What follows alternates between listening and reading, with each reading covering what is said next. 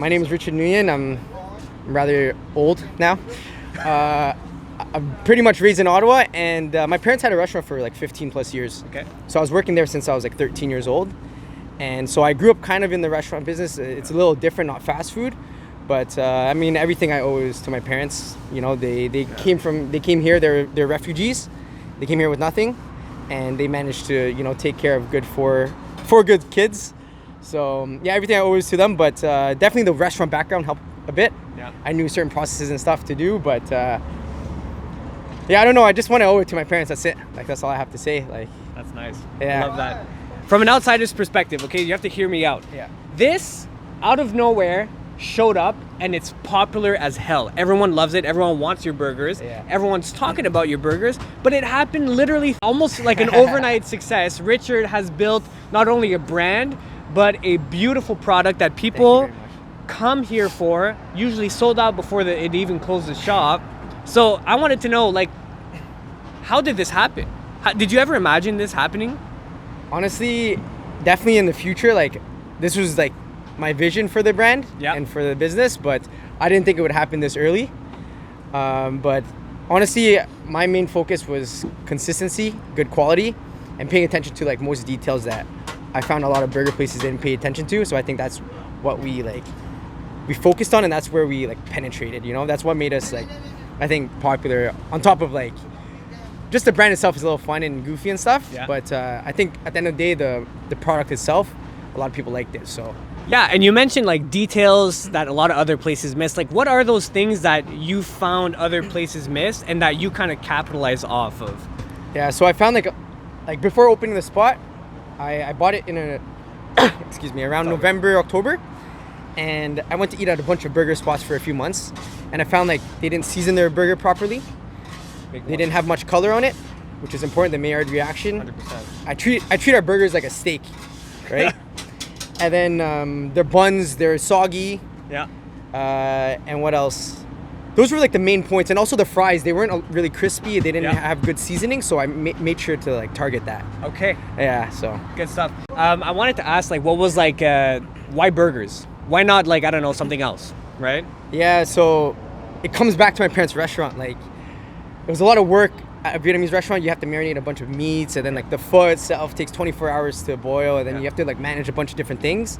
And I found everything wasn't fresh, so I wanted to keep the menu small, Okay. but also make it easy for my dad. Because when I was thinking about opening a restaurant, Yep. I had him in mind to work full time.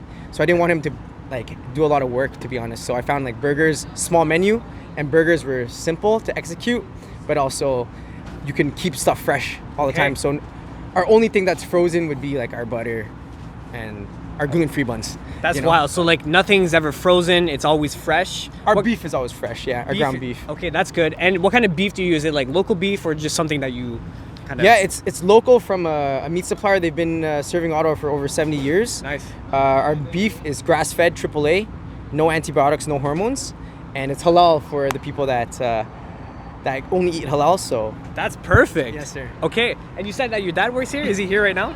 So I'm here full time right now. Okay. I actually have a full-time job, but I'm here full time. I took a week off. Okay. My dad and my mom, they're on well-deserved vacation right now. So Good for them. Good for them. Talk to me about your menu. You keep it small and everything, but you also have like an additional item on there. Could you talk a bit more about like what's on the menu and Yeah. what's unique about it? So I've been tossing and turning about certain stuff, but originally the chicken was on the menu, but I had to Okay. take it off because we sold out very often.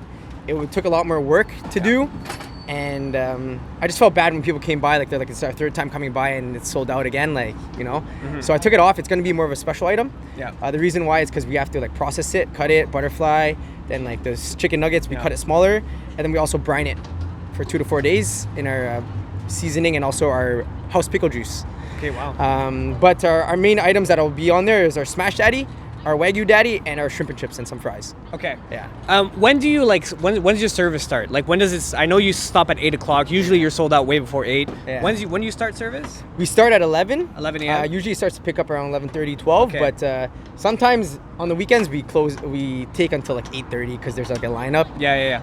Until sold out. Like this past weekend we sold out like 6, 5:36. So Yeah. But we're trying to work that out. We just want to keep everything fresh. That's right. 100%. So that's why we only have like certain amount of quantities. Yeah. So it could stay fresh daily. Yeah.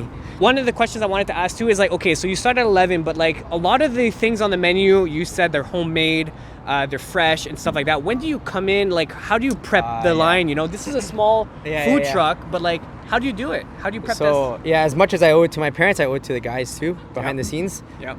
And in the back of the scenes, like they're literally like, they wake up early. Yep. They help us prep the beef, and we house pickle our pickles like prior. Our sauce, we have it like, you know, a certain amount of like seasoning and stuff, all packed, and then we just whip it up here. So we have it like it's a mayo base. So we just pump it all in, and then we have like a machine that mixes it all up. Yeah. So all like the sauces are house made. The pickles we do beforehand. So we have like the guys, they work overtime. Yeah. And they, you know, they what do you call it? Crinkle cut it and stuff. Yeah. Love that. So yeah, like I owe it to the guys just as much as my parents. Good stuff. With regards to this, but my parents are. So you opened early March. How long did it take for people to actually know that you existed? So I wanted to know, like, what's your journey behind the scenes? You're the guy behind the counter. You're cooking stuff up with your guys in the back. So when you first opened the restaurant, I don't know, how was it? Was there a lot of people? Was there not a lot of people? Did it take a little bit of time to grow and then it exploded? Like, tell me about that. So honestly, I have this saying, and people laugh, but it was true in the beginning. Like, people ask, oh, how's everything? Like, you're definitely busy, right? I'm like, yeah, as long as it's enough to keep the lights on and pay the guys, I'm happy. Yeah. Because the first week was a little brutal. Like I have a finance background. Like, I'm good with numbers. And so we weren't reaching our break-even point within the first week, which is fine. I understand that's business. But after the first week and a half, we started picking up. And the rest has been history. Like, we've just grown exponentially. And I've just been grateful for that 100%. Wow. So, yeah. That's awesome.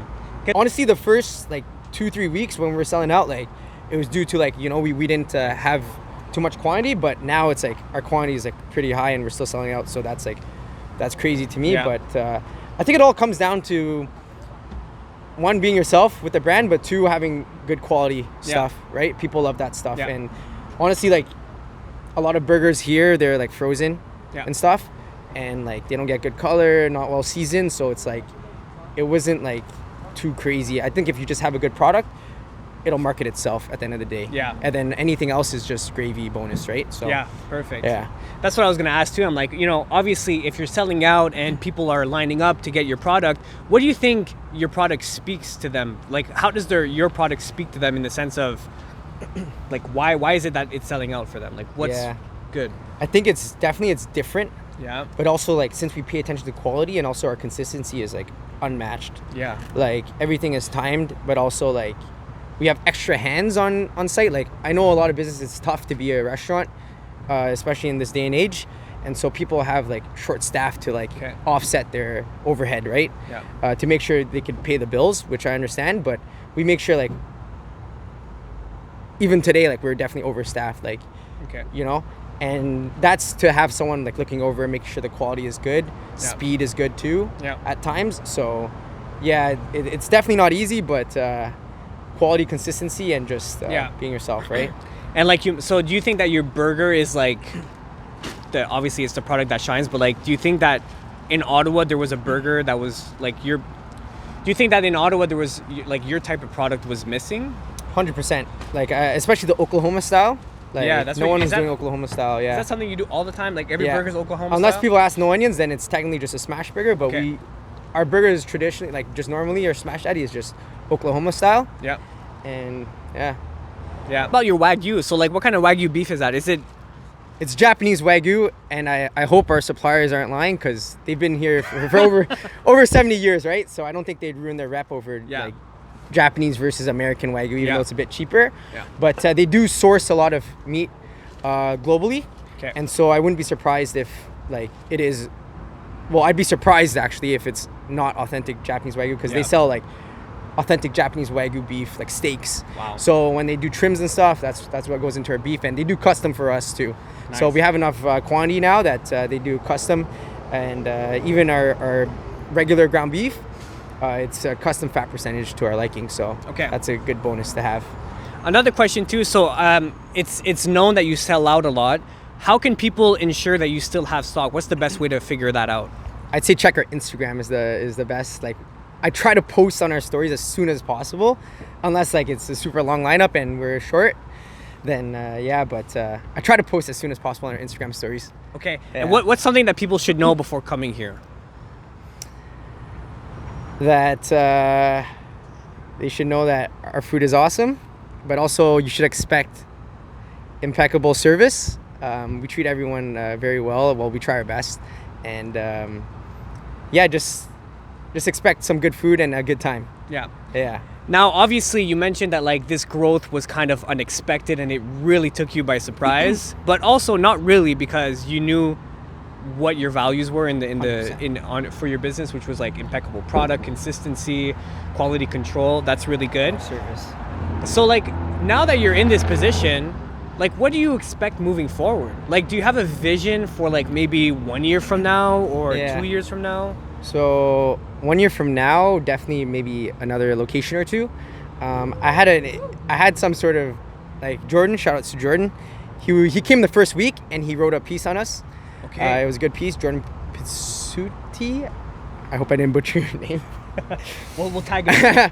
But yeah, I was telling him like my vision for this. Like even before we were popping off, I just trusted in our product so much. I told him like I wanted to be the next the Shake Shack of Canada. Amazing. Right? I never had Shake Shack, but I only heard good things. It was from a Michelin chef. So if you pay attention to quality like that, like, and you have good quality ingredients, like, your food is just gonna be good, you know. And yeah. we don't skimp out on anything. Like our fries are packed to the brim sometimes, and like our beef, like it's unmatched. So yeah. I can speak from experience. We've been here. We actually had the Wagyu, so we were kind of lucky because you sold like it was sold out of the regular one.